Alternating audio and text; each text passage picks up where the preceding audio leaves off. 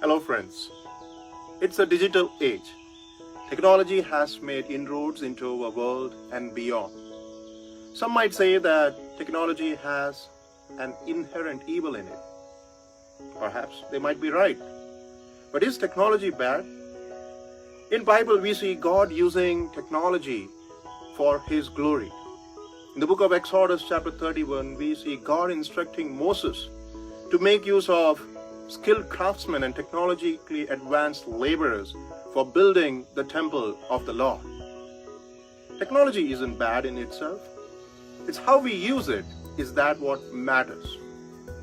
In the Bible, we also see in another example in the book of Numbers, wherein God is using the bronze snake to have a different message. Think about this. Snake was a symbol of mess in the world. It was a symbol of evil and sin, of devil himself. We hear that in the book of Genesis. But God is using this symbol of mess, of evil, of sin to have the message of healing. There are many things in the world which relates to technology that we consider as evil. It might be TV, it might be computer, it might be iPad, or it might be a phone. We shun them from being used in temples, in churches, in sanctuaries, or in the matbaha. We need to educate and make people aware of the pitfalls and the evils inherent in it. But this is what we have to think. Are we controlled by the mess, or are we guided by the message in the mess? Look to God. The holy, divine God is coming down into this messy world, into the messy human realities. And He is becoming fully human and fully God in the form of Jesus Christ. He makes use of this mess. Why? Because in this message, God has a message. Because as messy as I am, as messy as we all are, God has a message. It is a message that His presence dwells in this flesh. We are the temple of God. The epitome of this model is the cross.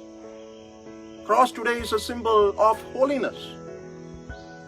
But it wasn't the case before Jesus Christ died on the cross.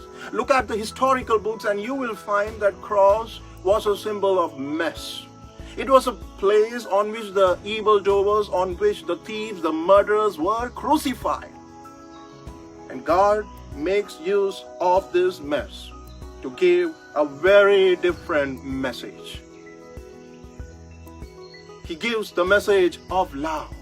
He gives the message of sacrifice. He gives a message of salvation. This week we are dwelling on the theme Kuruvilla. And when you and me look to the cross, are we controlled by the mess, or are we guided by the message of love, by the message of sacrifice, by the message of salvation that God is giving through this mess? When it comes to TV, when it comes to computer, when it comes to phone, this is what we have to think. Are we controlled by the mess, or are we guided by the message in and through the mess? What are we focused on? The mess or the message? Thank you. God bless us all.